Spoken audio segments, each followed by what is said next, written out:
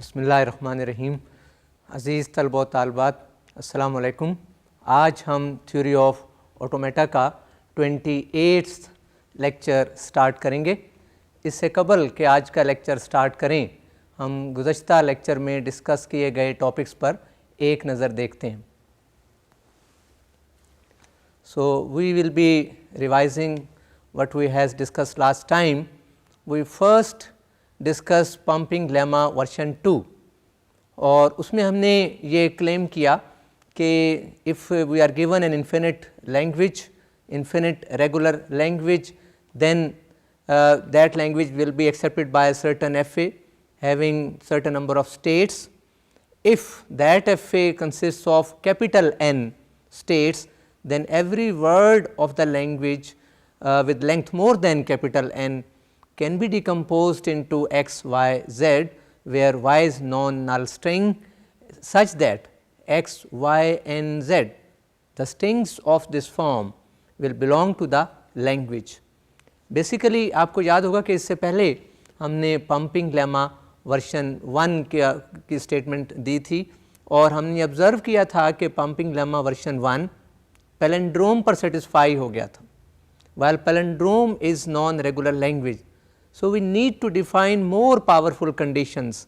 तो अब वर्जन 2 में हमने नंबर ऑफ स्टेट्स को भी एसोसिएट कर दिया और इसके अलावा हमने जब डिकम्पोज किया किसी भी वर्ड को जिसकी length number of states of F A से ज़्यादा हो, उसमें एक्स वाई जेड के एतबार से length of X plus length of Y should not exceed capital N.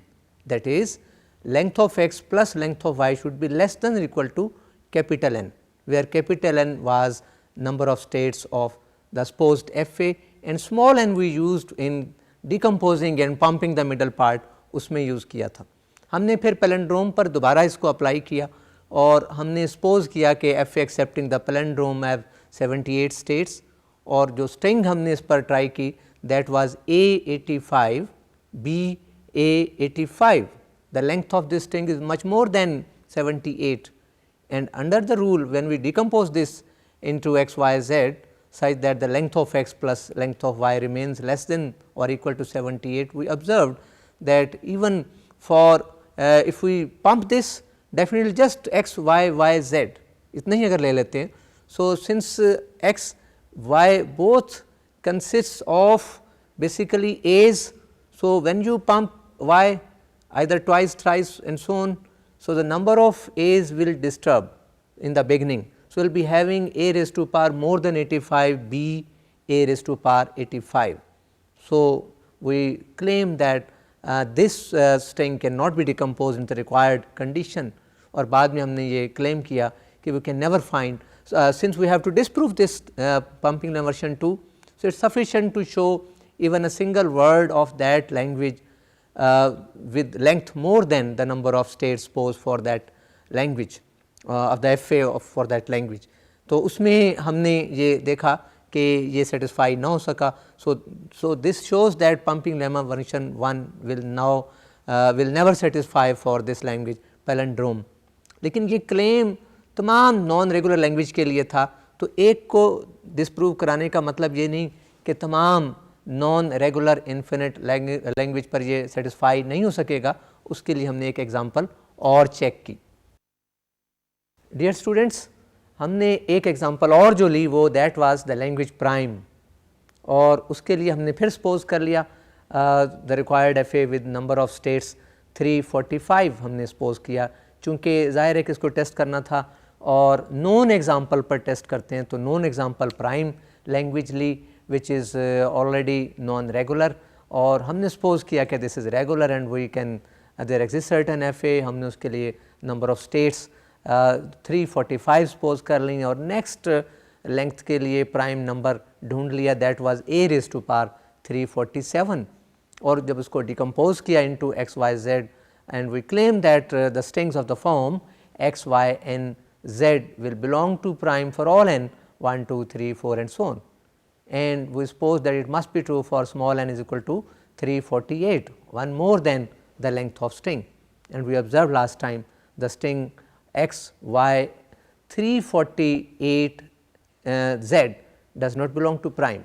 So, this is sufficient word from prime which does not satisfy that condition, hence pumping lemma version 2 still not satisfied for language prime. So, after proving this for prime, we can claim that this will never satisfy now any non regular language. तो last time हमने इसको prime के लिए भी check किया। उसके बाद हमने माई हिल नीरोड थ्योरम की बात की कि क्या कोई ऐसी मेथड भी है कि हम क्लासेस के एतबार से एफ ए को सामने रखकर हम इन्फिनिट रेगुलर लैंग्वेज की बात कर सकें। So the answer is yes. वहाँ हमने स्ट्रिंग्स को डिफाइन किया with respect to certain language belonging to same class with respect to certain F A, कि अगर दो स्ट्रिंग्स को एक एफ ए पर रन करें और वो दोनों एक स्टेट पर एंड हो जाती हैं, starting from the initial they will belong to same class, otherwise different classes. हमने ये भी बताया आपको कि this is something similar to indistinguishable language, बिल्कुल उसके इनडिस्टिंग्विशेबल स्ट्रिंग्स, वहाँ भी हम यही करते थे कि दोनों के साथ एक थर्ड स्ट्रिंग लगा देते थे and we claim that if both x, z and y, z either belong to language or do not belong to the language, then the strings are said to be indistinguishable। और यहाँ भी हमने ये claim किया था कि अगर एक ही स्टेट पर एंड हो जाती हैं x और y starting from the same initial state, तो उसके बाद डेफिनेटली आप कोई भी स्ट्रिंग z लगा दें तो they will still end the same state. Now that ending state will either be final or non final. So, if it is final, the strings will be accepted, both x, z and y, z. If it is non-final, both will be rejected. तो ये हमने compare किया और इस definition को सामने रखते हुए हमने माई हिल नीरोड थ्योरम को क्लेम किया, उसकी स्टेटमेंट दी। Dear students, Myhill Nerode theorem के सिलसिले में हमने कहा कि if we are given any language defined over certain alphabet sigma, then that language will partition sigma star into distinct classes. Classes definition मैं आपको बता चुका हूँ, ये पहला क्लेम था। और दूसरा ये था if a given language partition sigma star into finite many distinct classes, then the language will be regular. Number 3, if the language is regular, infinite regular, it will partition sigma star into finite many classes। Last time हमने माई हिल Nerode theorem के सिलसिले में 2 examples discuss की और मैंने आपको ये बताया कि लैंग्वेज के एतबार से हम सिग्मा स्टार को, sigma definitely is an alphabet, we can partition into distinct classes. और चूँकि क्लेम था कि if the language is regular we can partition into finite many classes, and if we can partition finite many classes, it means there must exist certain FA। तो हमने उनको according to the definition हमने उनकी different classes बनाई last time, और classes जितनी थी उन्हीं के एतबार से हमने स्टेट्स बनाई और वही लेबल कर दिए। और उन लेबल्स की ये खूबी थी कि अगर we have suppose class 1 C1 और उसकी कोई कंडीशन लिखी थी set of strings with so and so condition, और एक और क्लास डिफाइन की set of strings with so and so condition, तो जो कंडीशंस हमने अपने जहन में रखी वही हमने लेबल दे दिए उन उस FA के स्टेट्स के लिए जिसके लिए हम वो लैंग्वेज बना रहे हैं। उसी के एतबार से हमने इस तरह से उन स्टेट्स की ट्रांजिशंस को एडजस्ट किया that if we start from initial state the string belonging to the same class should end in same state, यानी जो C1 को बिलोंग करती हैं वो स्टेट C1 पर एंड हो, जो C2 को बिलोंग करती हैं वो इनिशियल स्टेट जहाँ भी हो वहाँ से स्टार्ट हो और C2 पर एंड हो। और डेफिनेटली इनिशियल और फाइनल स्टेट्स इन्हीं क्लासेस के कॉरस्पॉन्ड ही होंगी। So it's a tricky job, some time it's not easy कि आपको क्लासेस पता चल गई, suppose there are 4 classes, 4 states आपने बना ली, उनके लेबल कर दिए C1 C2 C3 C4। It's very difficult कि उनकी ट्रांजिशंस को किस तरह से बनाया जाए और किस स्टेट को इनिशियल स्टेट लिया जाए। इसलिए मैंने 2 एग्जाम्पल लास्ट टाइम आपको बताई हैं, कुछ एग्जाम्पल आज भी हम करेंगे। तो आप अपने तौर पर भी इसकी सिंपल लैंग्वेज के लिए प्रैक्टिस करें, ऐसी लैंग्वेजेस जिनके सिंपल ईजी हों, जिनके FA आप ईजी बना सकें, नंबर ऑफ़ स्टेट्स कम से कम हों जिनके लिए, तो वो आप अपने तौर पर खुद बनाएंगे।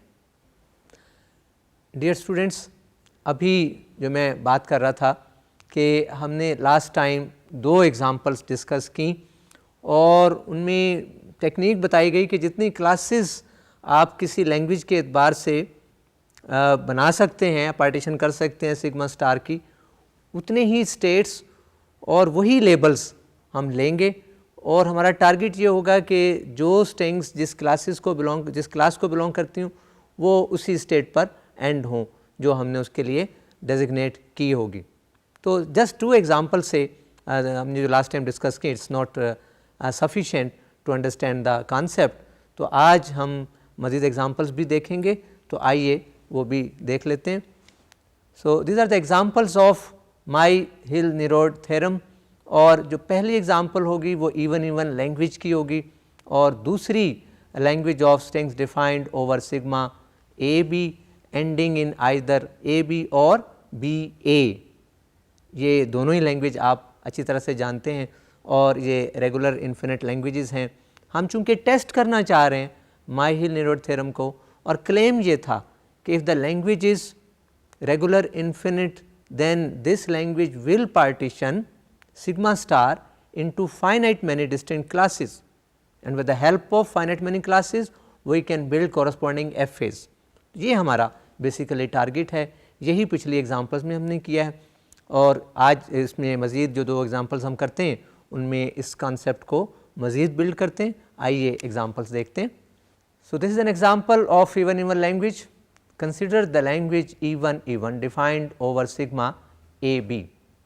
It can be observed that the language L, which is even language, partitions sigma star into the following 4 classes.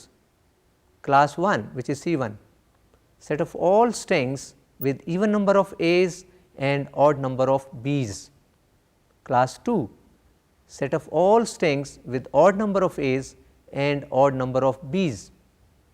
C3, set of all strings with odd number of A's and even number of B's. C4, set of all strings with even number of A's and even number of B's. Dear students, even और odd के एतबार से चूँकि letter 2 थे तो definitely A की भी 2 possibilities और B की भी 2 पॉसिबिलिटीज़ इवन और odd के हवाले से, तो टोटल कॉम्बिनेशन 4 ही बनते हैं।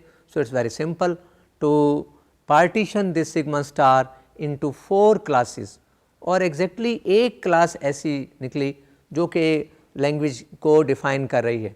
तो पता ये चला कि अगर ये क्लास लैंग्वेज को डिफ़ाइन कर रही है तो इस क्लास के कॉरस्पॉन्ड जो भी स्टेट होगी उसको ही फाइनल होना है।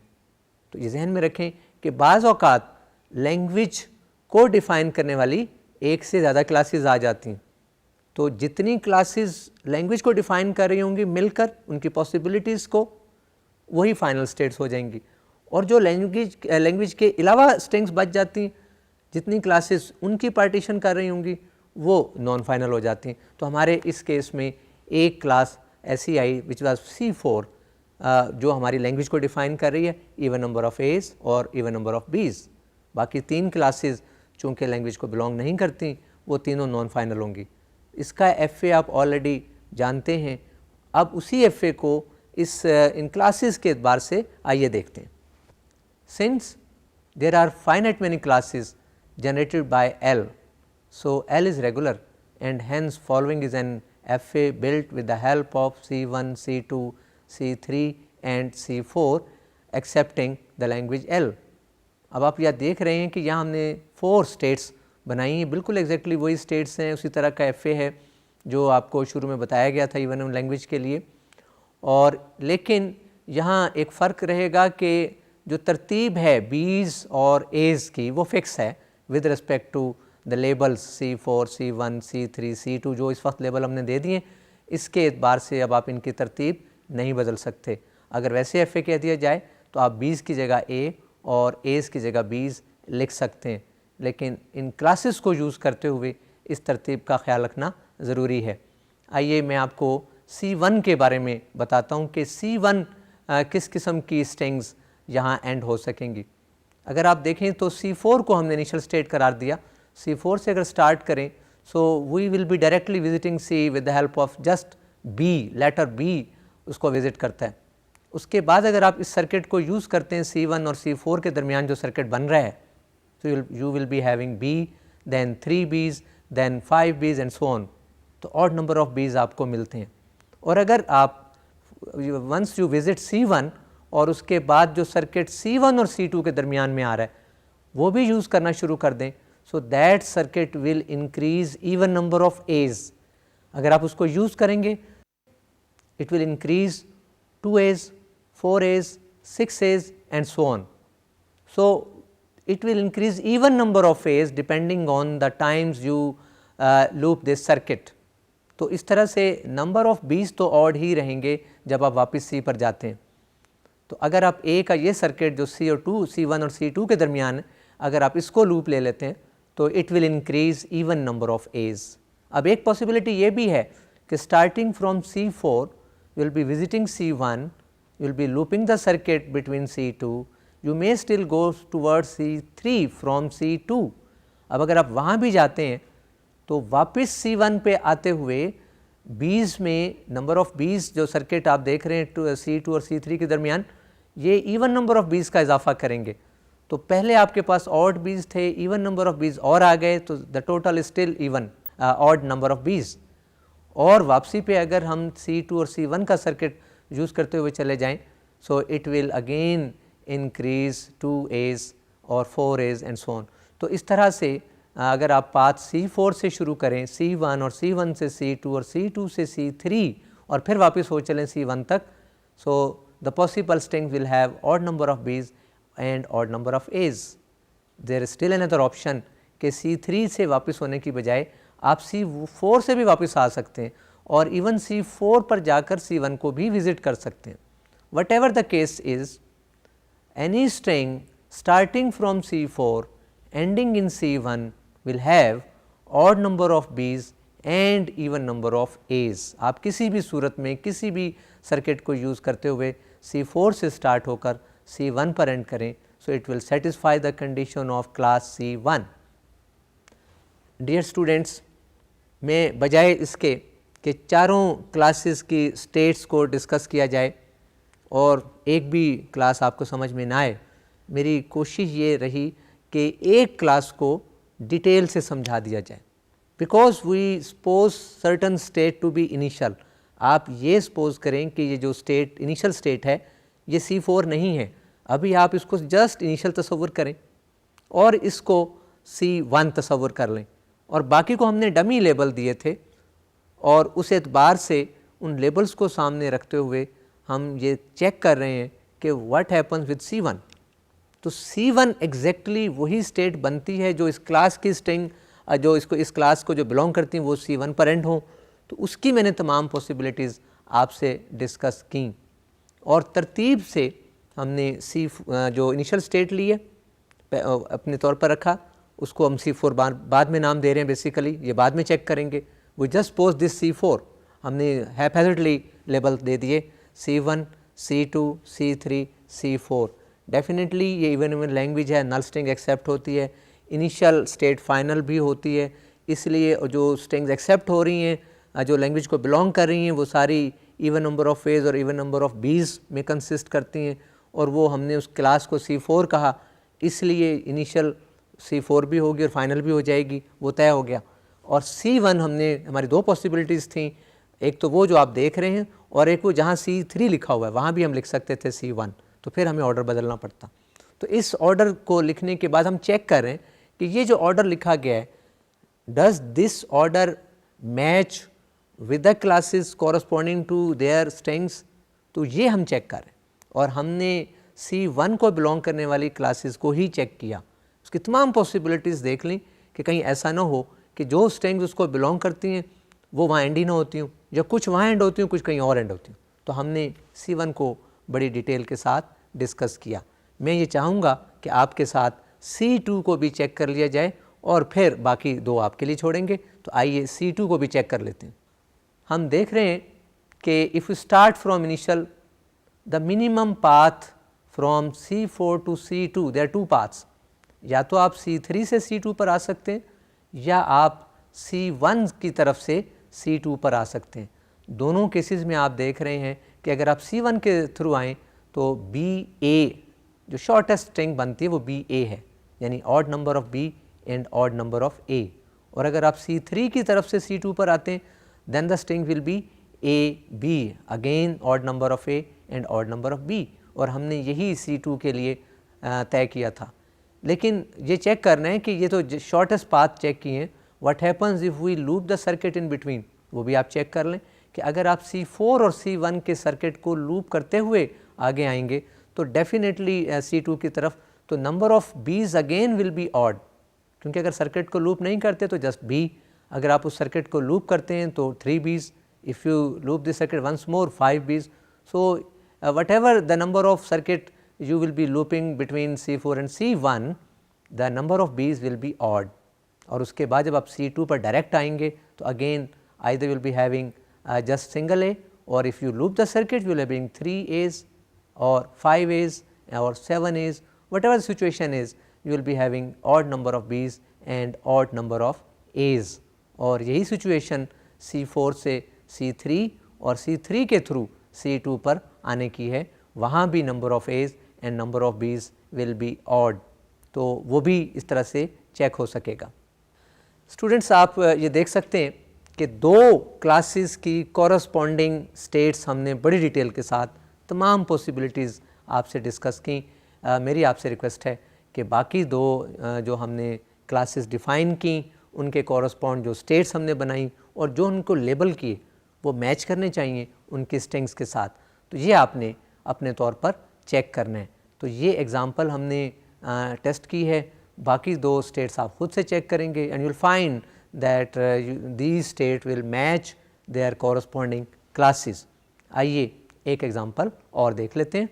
Consider the language L consisting of W belonging to A B star length such that the length of W is greater than or equal to 2 and W ends in either A B or B A।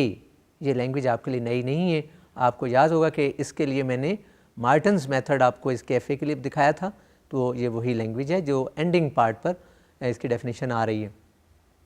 Now it can be observed that L partitions sigma star into the following 7 classes।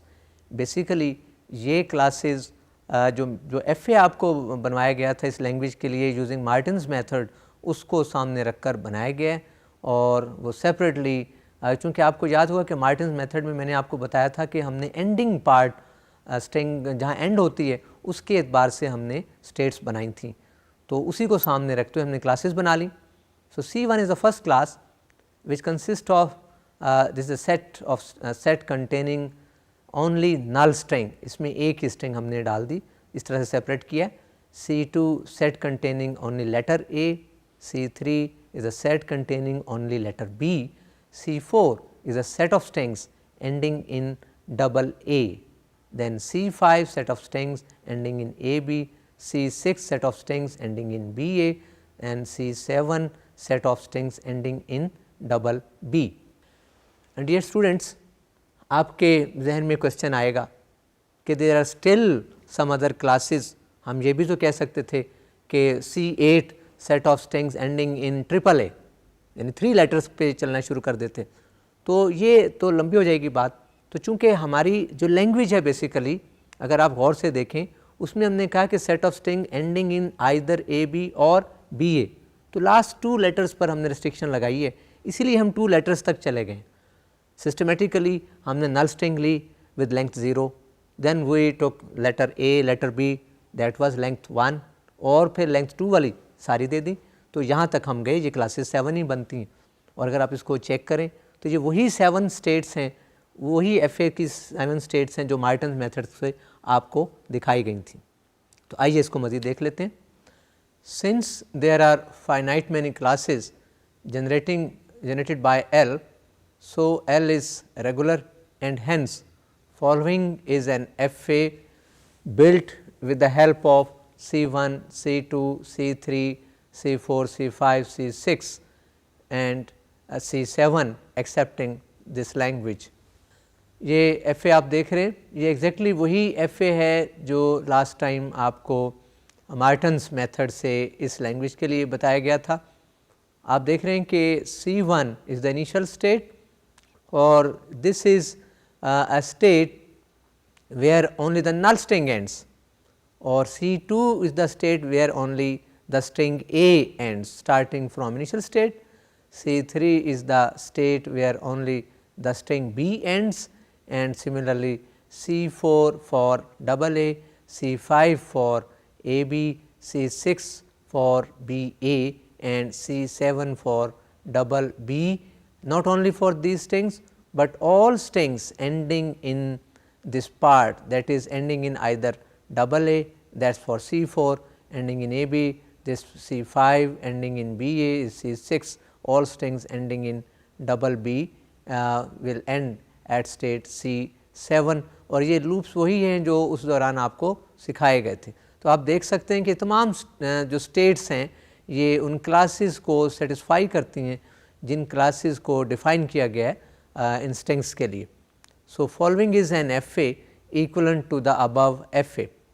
ये F ए आप देख रहे हैं कि ये इसके equivalent हमने shorter F A बनाया with less number of states, और इसको भी आप चेक कर सकते हैं। This F A contain 5 states, और इसमें आप देख सकते हैं कि this F A also accept the same language, that is language of strings ending in either A B और बी ए। और ये एफ ए आप अपने तौर पर ख़ुद से भी चेक करें। ऐसी तमाम स्ट्रिंग्स जो लैंग्वेज को बिलोंग करती हैं वो इस एफ ए में एक्सेप्ट होनी चाहिए, और वो तमाम स्ट्रिंग्स जो लैंग्वेज को बिलोंग नहीं करती वो रिजेक्ट होनी चाहिए। So there is a note, it can be noted from the above 2 F A's accepting the same language, that if the language L partitions sigma star into n distinct classes, then L may partition sigma star into finite many distinct classes other than n. Dear students, ये note देने का मकसद basically ये था कि अगर किसी infinite regular language के 2 एफ ए बन सकते हैं, so according to Myhill Nerode theorem उनकी क्लासेस भी डिस्टिंक्ट होंगी और the classes will finite in numbers. अब अगर उनके 2 एफ एस बन सकते हैं तो जितने उसमें स्टेट्स आएंगी हम कंपेयर कर सकते हैं with the number of classes, distinct classes partition by the language of sigma star. तो यहाँ ये बताया जा रहा है कि अगर कोई लैंग्वेज इन्फिनिट रेगुलर है तो definitely according to Myhill Nerode theorem it will partition sigma star into finite many distinct classes, और उसी के एतबार से एफ ए बन सकेगा। और अगर एफ ए बन सकेगा उन्हीं क्लासेस की मदद से, तो और उसके इक्वलेंट कोई और एफ ए एग्जिस्ट करता है, तो उसकी जितनी भी स्टेट्स हैं उनको हम देख सकेंगे कि किस किस्म की स्ट्रिंग्स हर स्टेट पर एंड हो रही हैं, तो वो सेट ऑफ स्ट्रिंग्स क्लासेस का काम दे सकेंगी। तो इस तरह से will be having another set of distinct classes partitioning sigma star. तो यहाँ पता चला कि यूनिक पार्टीशन नहीं होती, पार्टीशन में भी मोर देन 1, एक से ज़्यादा हो सकती हैं। जैसे कि इस केस में हमने एक एफ ए बनाया था क्लासेस के एतबार से और एक एफ ए इक्वलेंट बना लिया था। उस एफ ए की हर स्टेट एक क्लास डिफाइन करती है, उसमें 7 स्टेट्स थी, इसमें 5 हैं, तो इसमें 5 क्लासेस बन सकती हैं। तो पता ही चला कि if you are given any infinite regular language and that partitions sigma star into suppose 7 classes, then in this case the same language will partition sigma star into 5 distinct classes as well. तो ये एक मतलब था note आपको बताने का। Dear students, अब एक क्वेश्चन और जहन में आ रहा है और वो आपको बताया जाएगा कि हमने ये चेक किया कि रेगुलर लैंग्वेज के बारे में और उसका थ्योरम भी कर लिया, उसको प्रूव भी किया क्या क्या कंडीशंस होती हैं किसी लैंग्वेज के लिए इन्फिनिट रेगुलर होने की, वो हमने टेस्ट की। फिर हमने ये भी टेस्ट किया था कि union of 2 regular languages regular ये क्लेम कर चुके हैं, concatenation of 2 regular languages regular, closure of certain regular languages regular. अब एक ऑपरेशन और आ जाता है और वह है कोशेंट। जैसे मैथमेटिक्स में आपको पता है कि we have product of 2 numbers, 2 और 3 को मल्टीप्लाई करें you get 6। So what do you call 6 by 2? अगर आप 2 पर डिवाइड कर दें तो दूसरी साइड पर 3 आ जाता है। We write 3 is equal to 6 by 2। और अगर आप 2 पर डिवाइड कर दें we can write if you divide 3 you will be writing 2 is equal to 6 by 3। तो 6/3 या 6/2 दोनों ही कोशेंट कहलाते हैं और मल्टीप्लाई करने को प्रोडक्ट कहते हैं। अब चूंकि 2 multiplied by 3 and 3 multiplied by 2 are same in mathematics, doesn't matter if you write 3 into 2 is equal to 6, you can write 2 is equal to 6/3। Basically जो फर्स्ट 3 था उसको आपने डिवाइड कर दिया, ये इसके मल्टीप्लिकेटिव इन्वर्स से मल्टीप्लाई कर रहे होते हैं बेसिकली, तो एक साइड पर ऑपरेट होता है। अब जो 2 को हम रिमूव करते हैं और 3 को इन टर्म्स ऑफ 6/2 लिखते हैं, तो इसका मतलब ये नहीं कि हम राइट साइड से हमने उसको ऑपरेट कर दिया। बेसिकली हम 3 into 2 को 2 into 3 लिख रहे होते हैं और 2 को रिमूव कर रहे होते हैं। सो यहाँ तो चेंज में फ़र्क नहीं पड़ता, 3 into 2 is the same as 2 into 3, और प्रोडक्ट ही क्वेश्चन डिफाइन करता है। Since you know that 3 into 2 is 6, so you can right 6/2 is equal to 3। ये प्रोडक्ट से क्वेश्चन मिलता है, and you can write 6/3 is equal to 2 as well, क्योंकि दोनों ही equal होते हैं आपस में। अब लैंग्वेज के सिलसिले में अगर आप क्वोशंट की बात करना चाहेंगे, then you will be starting from product. दो लैंग्वेज की प्रोडक्ट अगर आप लिख देते हैं, P is a language, Q is another language, then P and Q will give you another language, that will be concatenation or product of P and Q। अब अगर आप P को डिवाइड कर दें दूसरी साइड पर, so what will be happening on other side, you can write Q is equal to R over P। ये बड़ी अजीब सी बात आ गई कि ये कैसे कह सकेंगे, और चूंकि इनका ऑर्डर बदल नहीं सकते तो ये नहीं कह सकते कि P is equal to R over Q, तो डेफिनेशन में बड़ा फ़र्क पड़ जाएगा। क्वोशंट की अगर बात करेंगे तो एक्चुअली जो क्वेश्चन आ रहा है वो ये है कि if you are given 2 regular languages, what's true about their quotient. एक को दूसरे पर अगर डिवाइड कर दें तो क्या वो भी रेगुलर होंगी, तो ये तो बाद की बात है। पहली बात तो ये कि डिवाइड कैसे करेंगे। लैंग्वेज के केस में डिवीजन इज़ क्वाइट डिफ़िकल्ट, क्योंकि मल्टीप्लिकेशन तो बड़ी आसान है कि आप कैनकेटिनेट कर देते हैं स्ट्रिंग्स को सीक्वेंस में, उसी सीक्वेंस में जिस सीक्वेंस में मल्टीप्लाई करते हैं उसी सीक्वेंस में स्ट्रिंग्स को कैनकेटिनेट कर दिया जाता है। But you can not divide a string by another, it's very difficult. उससे क्या मुराद होगी, ये अलजबरा तो नहीं है कि आपने A ऊपर लिखा और नीचे AB लिखा और AB को काट दिया, so we are left with A, ऐसा नहीं हो सकता। So first of all we have to define what do we mean by quotient of 2 language. पहली बात, इसकी भी डिस्कशन आएगी। तो हमारा क्वेश्चन ये है कि हम डिफ़ाइन करना चाहेंगे क्वोशंट ऑफ अ लैंग्वेज, तो आइए उसको देखते हैं। तो क्वोशंट के बारे में हम अभी तफसील से देखेंगे कि 2 लैंग्वेजेस अगर हों तो उनका क्वोशंट क्या होता है, और अगर दोनों रेगुलर हों तो क्या उनका क्वोशंट भी रेगुलर लैंग्वेज होगी या नहीं, तो इसको तफसील से देख लेते हैं। Quotient of a language into an another. The theorem has been proved to show under what conditions a language is regular। अभी हमने एक थ्योरम देखा, Myhill-Neurer theorem, ये उसी की बात हो रही है। It has also been proved that the product of 2 regular languages is regular। The question arises that whether there exists a theorem showing that quotient of regular language is regular। Here we mean quotient of regular languages, quotient of regular languages is regular. तो यहाँ question जब बात कहेंगे तो definitely कोई एक language हम ऊपर लिखना चाहेंगे, दूसरी नीचे लिखना चाहेंगे। अब डिवीजन की बात मैंने अभी आपको बताई कि how will be defining the quotient of 2 regular language, वो बात हम यहाँ कर रहे हैं इस रिमार्क में। So there is a problem in defining the quotient of 2 regular languages. There is an approach in defining the quotient of regular languages, that is the language Q is said to be quotient of 2 regular languages P and R, denoted by Q equal to R by P। If PQ is equal to R, ये condition है कि अगर 2 language की concatenation R हो, so we claim that Q is equal to R by P। हमने जो left most P है उस पर डिवाइड कर दिया। ये वही बात जो मैंने अभी आपको नंबर्स के हवाले से बताई थी, यहाँ लैंग्वेजेस के हवाले से बता रहे हैं। वहाँ मैंने आपको बताया था कि since 2 into 3 is 6, so we can write 2 is equal to 6/3। तो यहाँ भी यही बात कही जा रही है कि if PQ is equal to R, then Q can be written R over P and Q is called to be the quotient of R in P या R by P आप कह सकेंगे. Now it is to be noted that this definition does not determine a unique language. अब unique से मुराद ये है, जैसे आपको पता है कि if you divide 6 by 3 the answer is 2. The reason is because 2 into 3 is 6. कोई और ऑप्शन आपको 6 नहीं देता. But in case of language it is something different. वो हम मिसाल यहाँ देख रहे हैं. For example, if P Q R are 3 languages expressed by A star, then P Q will equal to R. यानी A star और A star इन दोनों लैंग्वेजेस को अगर आप concatenate करें, you will be still having A star no change which is R.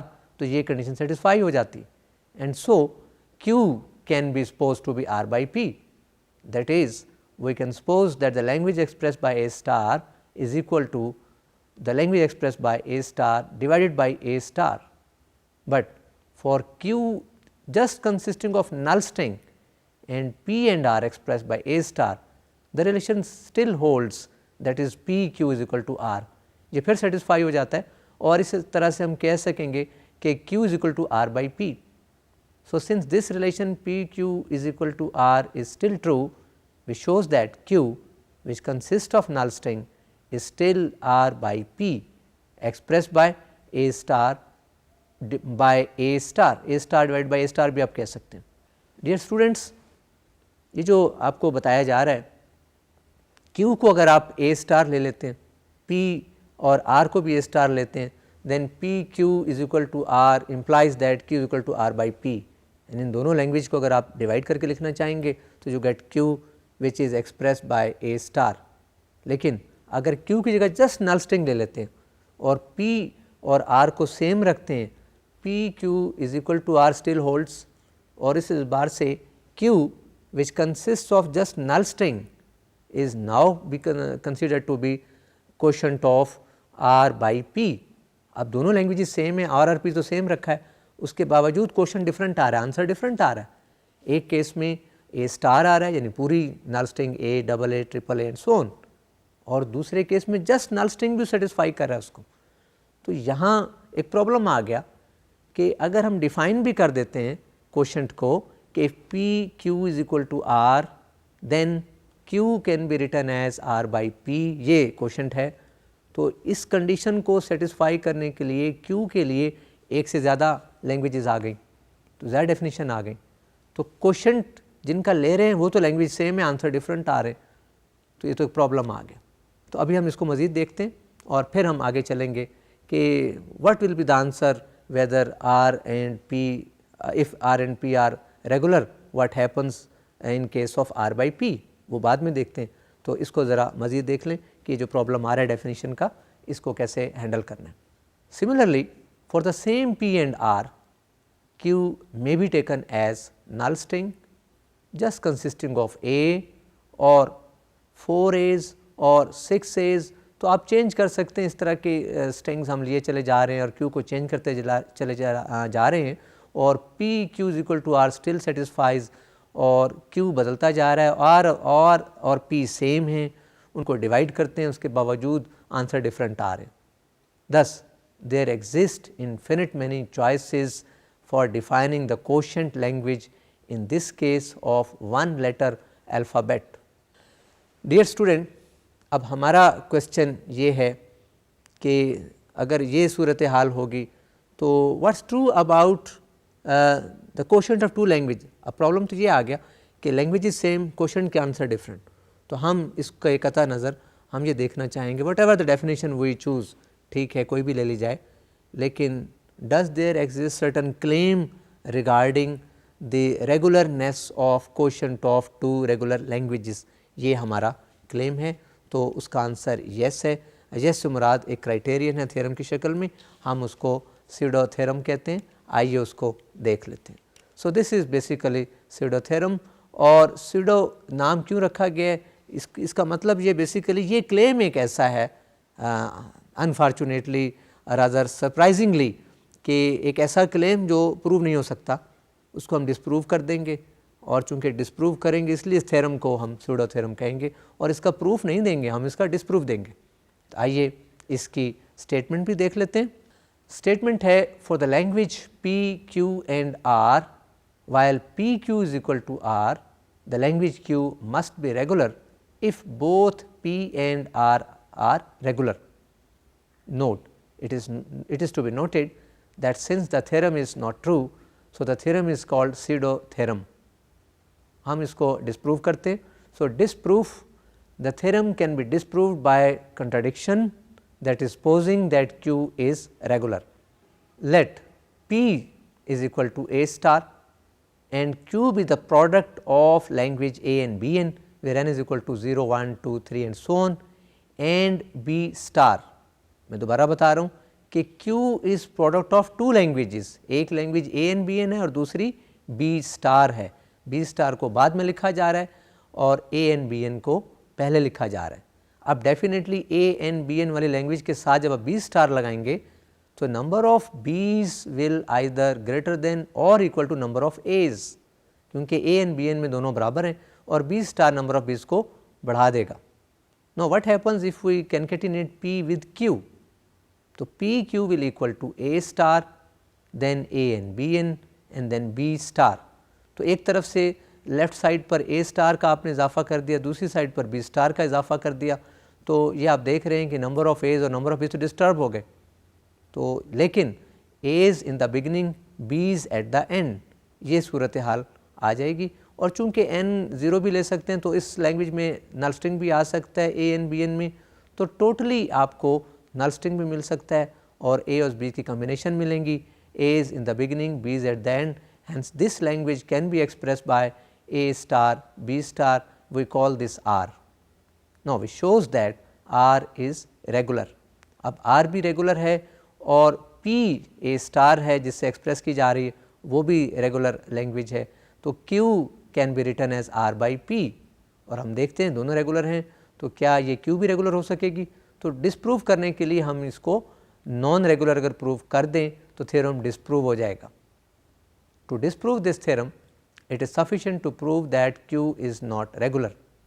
Now by definition, the words in Q are of the form A raised to power x, B raised to power y, where x is less than or equal to y. अगर आप B star की कोई string ले लेंगे इसके साथ तो definitely number of B's बढ़ जाएंगे और नंबर ऑफ A's कम रहेंगे, तो इस तरह से ये x will less than or equal to y होगा.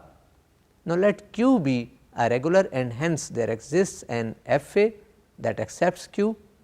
Suppose the number of states in this machine be capital N. Now the word A raised to power capital N, B raised to power capital N is also in Q and must be accepted by this FA.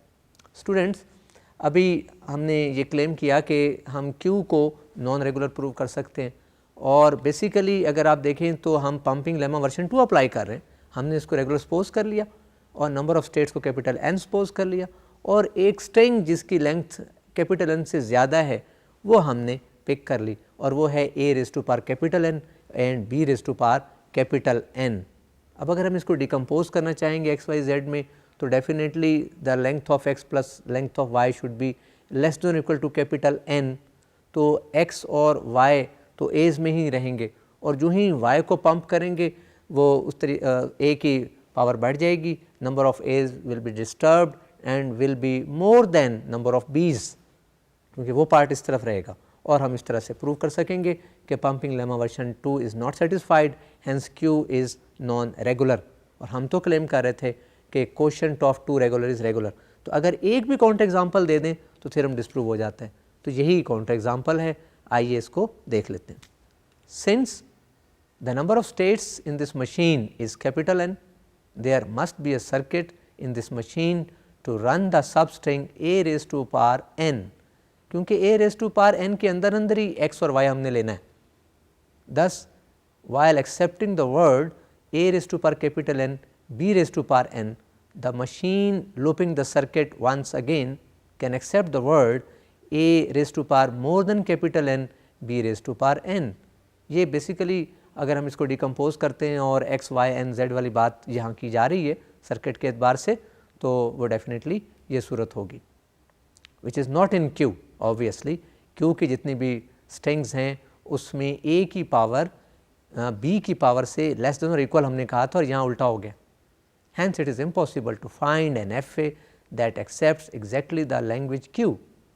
Thus, Q is not regular and hence the theorem is disproved. Dear students, अभी हमने shader theorem को disprove किया. बड़ी अजीब सी बात है, एक ऐसी स्टेटमेंट दी जो जिसकी काउंटर एग्जांपल मिल गई और ये बेसिकली उस क्वेश्चन का आंसर था कि what's true about the quotient of two regular languages, whether quotient or of two regular languages always regular. So, the answer is yes. So, we disprove our claim by giving a counter example और उसमें आपने देखा कि हमने P को एक language लिया that was A star which is regular language और Q को लिया है AN BN और B star इन दो लैंग्वेजेस की प्रोडक्ट के तौर पर. तो ये बड़ी कॉम्प्लिकेटेड सिचुएशन आ गई कि a language is expressed in terms of product of another, एक और वो खुद भी दो लैंग्वेजेस की प्रोडक्ट है AN BN and N starting from zero. ख्याल रहे कि हमने इस लैंग्वेज में ज़ीरो को इंक्लूड करा दिया N के लिए, तो नल स्ट्रिंग इसमें आ जाएगी. Then will be having AB then double A double B and so on. और साथ हमने उस लैंग्वेज को कंकैटिनेट कर दिया which was expressed by B star. तो वो रेगुलर है, ये नॉन रेगुलर है, कंकैटिनेट किया, वो ही गॉट अनदर लैंग्वेज. और हमने बताया कि इसमें जितनी स्ट्रिंग्स हैं उनमें that can be expressed as A raise to power X and then B raise to power Y where X is less than और इक्वल टू Y. बेसिकली जब आप B स्टार से कोई स्ट्रिंग ऐड करेंगे तो number of B's greater हो जाएंगे. फिर हमने P और Q को प्रोडक्ट का नाम दिया and then we got another language which can be expressed as A star B star, that is A's in the beginning, B's at the end, no restriction on number of A's equal to number of B's or less than or greater, कुछ भी हो सकता है क्योंकि star independent variation देते हैं. और हमने क्लेम किया Q को नॉन रेगुलर और उसके लिए हमने बेसिकली नज़र तो नहीं आ रहा था लेकिन टेक्निक वही थी जो पंपिंग लेमा वर्जन 2 वाली होती है, एग्जैक्टली वही टेक्निक अप्लाई की है उसमें. और we actually picked out a word from Q with length more than the number of states of FA supposed to be the corresponding FA, capital N हमने use कर लिया और हमने प्रूव कर दिया कि this is basically non-regular language which can be expressed as quotient of regular languages. तो ये चीज़ें छोटी छोटी आपको जहन में रखनी चाहिए कि शॉर्ट आंसर आपसे पूछे जा सकते हैं क्वेश्चंस के कि give an example of regular languages so that the quotient is not regular. तो इज़ वेरी सिंपल एग्जाम्पल. तो ये बात आप अपने जहन में रखें. तो जब भी कोई चीज़ पढ़ रहे हों तो उनकी टिप्स ये होती है कि उनको इन जनरल काबू किया जाए, उन पर कंट्रोल हो और छोटी छोटी एग्जांपल्स आपके जहन में. बेसिकली हमारा टारगेट ये था कि डिफरेंट लैंग्वेजेस के बारे में हम चेक कर रहे हैं. उनके रेगुलर होने के लिए हमने प्रोडक्ट को देखा, हमने यूनियन के बारे में बात की और किसी लैंग्वेज रेगुलर लैंग्वेज के क्लोजर के लिए हमने कहा कि रेगुलर होती है. और अभी हमने quotient of two regular language की बात की and we claim that this claim is not always true and we can give very counter example, वो भी हमने देख ली. तो हमारा बेसिकली टारगेट यही है कि हम लैंग्वेजेस के रेगुलर होने को टेस्ट कर रहे थे. But there is still another language जिसको और टेस्ट करेंगे, तो आइए उसको भी देखते हैं. डियर स्टूडेंट, जिस लैंग्वेज की मैं बात कर रहा हूँ वो प्रीफिक्सेस ऑफ लैंग्वेज है. So will be looking at prefixes of language. Prefixes से मुराद ये है कि किसी लैंग्वेज की स्ट्रिंग से पहले अगर हम उसकी स्ट्रिंग से पहले कोई प्रीफिक्स कर दें, प्रीफ का मतलब ही पहले लगाना, पोस्ट के बाद में लगाने को कहते हैं पोस्ट फिक्स को. तो हम किसी स्ट्रिंग से पहले कोई चीज़ फिक्स करके और नई लैंग्वेज को देखना चाह रहे हैं कि वो कौन सी स्ट्रिंग्स होंगी जिनकी लैंग्वेज होगी जिसके स्ट्रिंग्स को किसी लैंग्वेज की स्ट्रिंग से प्रीफिक्स करके किसी और स्ट्रिंग की स्ट्रिंग लैंग्वेज की स्ट्रिंग बनाना चाहेंगे. तो इस तरह से जो एक नई सेट ऑफ स्ट्रिंग्स आएगी उसको हम प्रीफिक्स का नाम देंगे. आइए इसकी प्रॉपर डेफिनेशन देख लेते हैं. So, prefixes of a language in another language, if two languages R and Q are given, then the language, the prefixes of Q in R denoted by PREF Q in R is the set of strings of letter that when concatenated to the front of some word in Q to produce some word in R. That is, prefixes of Q in R is the set of all strings P such that there exist words Q in Q and W in R such that P Q is equal to W. Following are the example in this regard. Dear students, ये जो बात कही गई है कि P Q is equal to W, basically हम ये कह रहे हैं कि collection of all such strings P will be supposed to be prefix of Q in R if there exists some string, some word from Q, language Q, and we call that small q, so that if you put P in front of Q, we get some word in W. तो इसमें फ़र्क है product of two languages और prefix of language in with respect to other या in an other language. तो इसकी example से आपको मज़ीद पता चलेगा. आइए एग्जाम्पल देखते हैं.